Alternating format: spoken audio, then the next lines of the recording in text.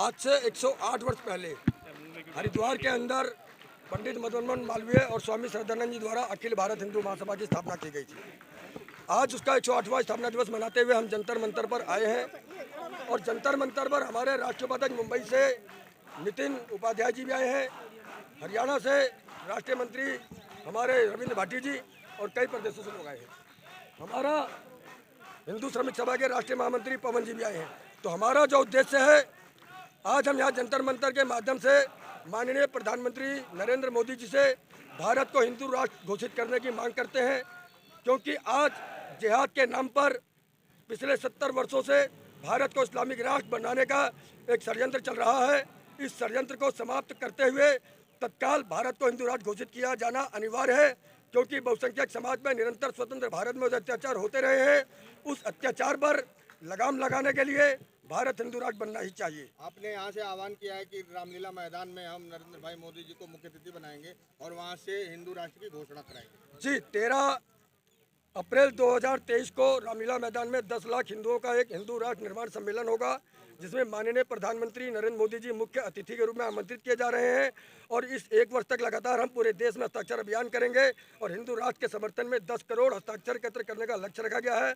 वो ज्ञापन उन्हें 10 करोड़ हस्ताक्षरों के साथ दिया जाएगा और उनसे गुजारिश की जाएगी, अनुरोध किया जाएगा कि यहीं से वो भारत को हिंदू राष्ट्र घोषित करें। और हमें पूर्ण विश्वास है कि माननीय प्रधानमंत्री नरेंद्र मोदी जी इस बात को मानेंगे, भारत को हिंदू राष्ट्र घोषित करेंगे। और यदि अभी नहीं तो मान लीजिए फिर कभी नहीं।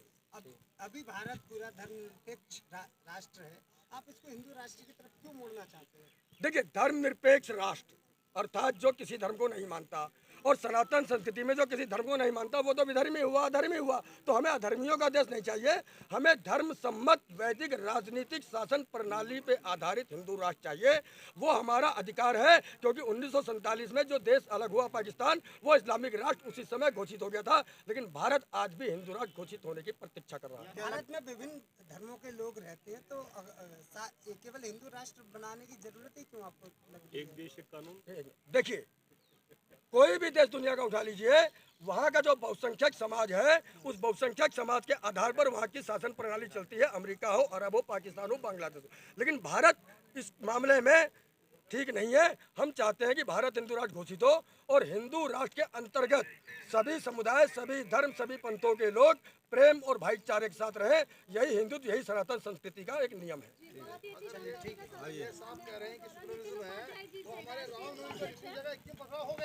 राष्ट्रीय उपाध्यक्ष जी आए हुए हैं। सर, आप क्या कहना चाहेंगे आज के कार्यक्रम के विषय में? पहला तो कार्यक्रम बहुत बढ़िया रहा और 108वां स्थापना दिवस है और माननीय अध्यक्ष जी ने मुझ पर जिम्मेदारी अभी 1 हफ्ते पहले दी है, तो मिल के बहुत अच्छा लगा। बहुत धन्यवाद इनका। और जो हमारी मांग है भारत को हिंदू राष्ट्र घोषित करना, ये कोई गलत मांग नहीं है, ये सही मांग है। भाई साहब ने बोला कि हमारा देश सांप्रदायिक है, तो संप्रदाय का शब्द जो है सन 1971 में वहाँ की भारत की प्रधानमंत्री इंदिरा गांधी ने प्रस्तावना में जोड़ा था। भारत के संविधान में कहीं पे भी नहीं लिखा है ये भारत सांप्रदायिक है। आखिर आवश्यकता क्यों पड़ी? हिंदू राष्ट्र क्यों घोषित होना चाहिए? पाकिस्तान को मुस्लिम राष्ट्र क्यों घोषित किया गया है? अरब मुस्लिम राष्ट्र क्यों हैं? अमेरिका क्रिश्चियन राष्ट्र क्यों हैं? तो हिंदुओं को भी कोई राष्ट्र तो चाहिए। अगर विश्व में कहीं नहीं है ना, वो धर्मनिरपेक्ष, लेकिन भारत जो है ये धर्मनिरपेक्ष कंट्री घोषित है और संविधान में भी ऐसा ही है।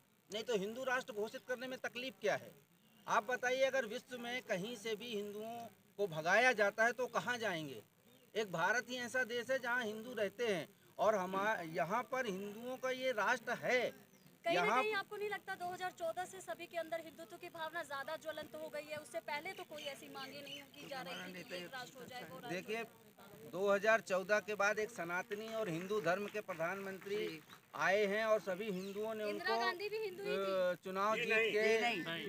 चुनाव जीत के लाया गया है उनको। तो 2014 के बाद अभी अगर हम हिंदू राष्ट्र नहीं बना पाए तो जैसा अध्यक्ष जी ने बताया फिर कभी नहीं बनेगा। तो हिंदू राष्ट्र घोषित करना अत्यंत आवश्यक है। देखिए, भारत में आज हम हिंदू हैं, भगवान राम को मानने वाले हैं और हम भगवान राम की शोभा यात्रा निकालते हैं, तो दूसरे प्रदेशों में शोभा यात्रा पे पथराव किया जाता है, मारा मारी की जाती है, षड्यंत्र की तरह फायरिंग भी होती है। मैं मध्य प्रदेश शासन का अभिनंदन करूंगा कि जिन्होंने कठोर कार्रवाई की वहाँ की पुलिस और प्रशासन ने। तो हम हिंदू हैं, ये भगवान राम का देश है। यहाँ पर क्रिश्चियन और मुसलमान आए हैं, हम उनका विरोध नहीं कर रहे कि वो छोड़कर चले जाएं, वो भी रहे यहाँ, लेकिन वो यहीं पे ही है, यहाँ नहीं है, यहीं के निवासी नहीं है, गलत है। सबसे पुराना अगर अधिकार भारत पर किसी का है तो वो हिंदुओं का है, सनातन धर्म का है। दूसरे जात वाले आए हैं यहाँ पर, यहाँ के नहीं हैं। तो अगर हम भगवान राम का ये देश है, हिंदुओं का देश है भारत, तो अगर भारत को हम हिंदू राष्ट्र बनाने की मांग कर रहे हैं तो उसमें गलत क्या है? कोई गलत नहीं है। चलिए, आप जो बड़े आंदोलन की बात कर रहे हैं, क्या लगता है आपको जो मोदी जी हैं आपका साथ देने वाले हैं? क्यों नहीं देंगे? देखिए, जनता ने मोदी जी को प्रधानमंत्री बनाया है, जनता ने योगी जी को मुख्यमंत्री बनाया है, और हम हिंदुओं ने बनाया है, उनको दूसरे वोट नहीं मिले हैं।